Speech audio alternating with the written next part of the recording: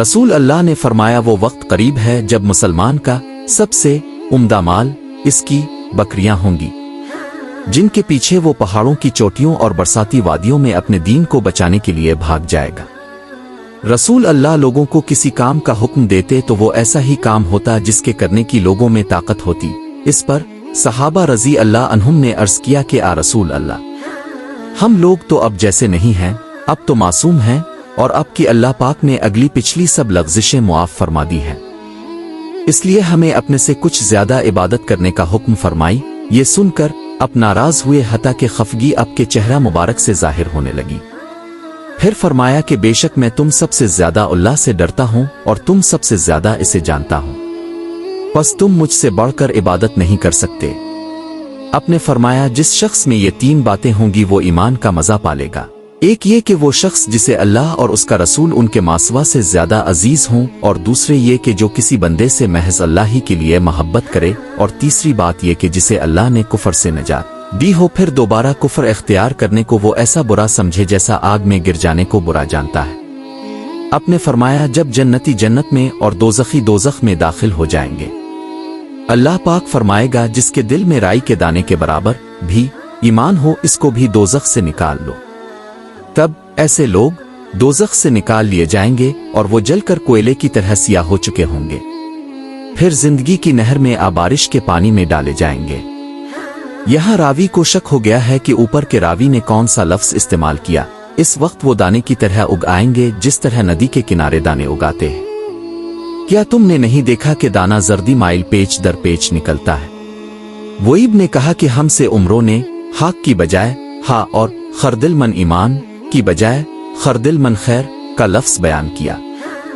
وہ نبی کریم سے اپنے فرمایا تین خصلتیں ایسی ہیں کہ جس میں یہ پیدا ہو جائیں اس نے ایمان کی مٹھاس کو پا لیا۔ اول یہ کہ اللہ اور اس کا رسول اس کے نزدیک سب سے زیادہ محبوب بن جائیں، دوسرے یہ کہ وہ کسی انسان سے محض اللہ کی رضا کے لیے محبت رکھے، تیسرے یہ کہ وہ کفر میں واپس لوٹنے کو ایسا برا جانے جیسا کہ آگ میں ڈالے جانے کو برا جانتا ہے۔ عبادہ بن صامت رضی اللہ عنہ جو بدر کی لڑائی میں شریک تھے اور لیلۃ العقبہ کے 12 نقیبوہے میں سے تھے، فرماتے ہیں کہ رسول اللہ نے اس وقت جب اب کے گرد صحابہ کی ایک جماعت بیٹھی ہوئی تھی فرمایا کہ مجھ سے بیعت کرو اس بات پر کہ اللہ کے ساتھ کسی کو شریک نہ کرو گے، چوری نہ کرو گے، زنا نہ کرو گے، اپنی اولاد کو قتل نہ کرو گے، اور نہ عمدنہ کسی پر کوئی ناحق بہتان باندھو گے، اور کسی بھی اچھی بات میں خدا کی نافرمانی نہ کرو گے۔ جو کوئی تم میں اس عہد کو پورا کرے گا تو اس کا ثواب اللہ کے ذمے ہے، اور جو کوئی ان بری باتوں میں سے کسی کا ارتکاب کرے اور اسے دنیا میں اسلامی قانون کے تحت سزا دے دی گئی تو یہ سزا اس کے گناہوں کے لیے بدلہ ہو جائے گی، اور جو کوئی ان میں سے کسی بات میں مبتلا ہو گیا اور اللہ نے اس کے گناہ کو چھپا لیا تو پھر اس کا معاملہ اللہ کے حوالہ ہے، اگر چاہے معاف کرے اور اگر چاہے سزا دے دے۔ عبادے کہتے ہیں کہ پھر ہم سب نے ان سب باتوں پر اب سے بیعت کر لی۔ آپ نے فرمایا مسلمان وہ ہے جس کی زبان اور ہاتھ سے مسلمان بچے رہیں، اور مہاجر وہ ہے جو ان کاموں کو چھوڑ دے جن سے اللہ نے منع فرمایا۔ ابو عبداللہ امام بخاری نے فرمایا اور ابو معاویہ نے کہ ہم کو حدیث بیان کی داؤد بن ابی ہند نے، انہوں نے روایت کی عامر شبی سے، انہوں نے کہا کہ میں نے سنا عبداللہ بن عمرو بن عاص سے، وہ حدیث بیان کرتے ہیں جناب نبی کریم سے وہی مذکورہ حدیث، اور کہا کہ عبداللہ نے روایت کیا داؤد سے، انہوں نے عامر سے، انہوں نے عبداللہ بن عمرو بن عاص سے، انہوں نے نبی سے۔ لوگوں نے پوچھا آ رسول اللہ کون سا اسلام افضل ہے؟ تو نبی نے فرمایا وہ جس کے ماننے والے مسلمانوں کی زبان اور ہاتھ سے سارے مسلمان سلامتی میں رہیں۔ ایک دن ایک آدمی نے حضرت سے پوچھا کہ کون سا اسلام بہتر ہے؟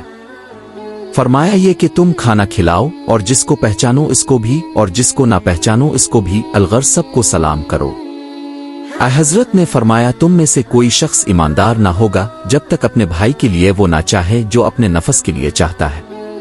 بے شک رسول کریم نے فرمایا قسم ہے اس ذات کی جس کے ہاتھ میں میری جان ہے، تم میں سے کوئی بھی ایماندار نہ ہوگا جب تک میں اس کے والد اور اولاد سے بھی زیادہ اس کا محبوب نہ بن جاؤں۔ حضرت نے فرمایا تم میں سے کوئی شخص ایماندار نہ ہوگا جب تک اس کے والد اور اس کی اولادہ اور تمام لوگوں سے زیادہ اس کے دل میں میری محبت نہ ہو جائے۔ اور اللہ پاک کے اس فرمان کی تشریح نے کی یہی نہیں ہے کہ تم نماز میں अपना मुंह पूरब व पिछम की तरफ कर लो, बल्कि असली नेकी तो इस इंसान की है जो अल्लाह की ज़ात व सिफात पर यकीन रखे और क़यामत को बरहक माने और फरिश्तों के वजूद पर ईमान लाए और आसमान से नाजिल होने वाली किताब को सच्चा तस्लीम करे।